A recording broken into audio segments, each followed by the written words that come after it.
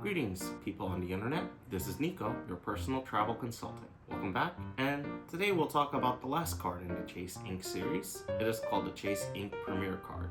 We'll see what it can do and what strategies this card will have to benefit you. So, before we get started, don't forget to click the subscribe and the bell icon so that YouTube knows you're following my content. I appreciate the support, and let's get into it. So, let's talk about the Chase Ink series as a whole before we break down this card. As mentioned in previous episodes, the Ink series is based on knowing that this is for business owners or anyone that does business work. With the previous three cards, you have a setup that can work towards a Chase Trifecta model where you earn cash back, or if you have the Ink Preferred, you can use that to transfer points to airline partners or to the Chase Travel Portal. This card does function just like the Ink Business Cash and Ink Unlimited in that you will earn cash back. The difference though is this is straight cash back. This is not going to end up being used for membership rewards points. So do keep this in mind as it can get confusing, but make sure you know that this is a different card. It doesn't function in tandem with the Trifecta, and it will just work on its own card. As the reason why this came out, Chase wanted to provide a even better card for their high spenders for business owners. So it came out in October 2022 publicly.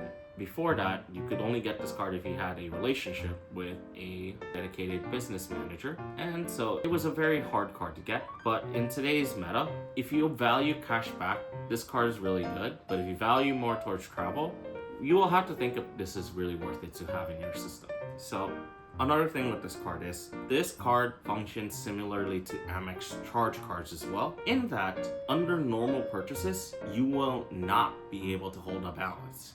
You must pay off this card in full. It is basically a charge card, so keep that in mind as well. It does have some flexibility built in where you can hold it with interest, but in general, this functions similar to an Amex charge card, so keep that in mind. So let's get into the discussion of knowing what this card is. First, it has an annual fee of $195, so you have to weigh in what this annual fee means to you. The point earners is that you'll get 2 points per dollar spent on all categories, and if you have any purchases that is about $5,000 or more, that multiplier becomes 2.5 points per dollar. So it's basically a better version of the Ink Unlimited if you're just going for cash back, because it gives you an extra point per dollar spent if you can spend high volumes per single purchase. So do keep that in mind that it is very good if your goal is cash back, but if your goal is to maximize travel, this isn't necessarily the best card out there to go for.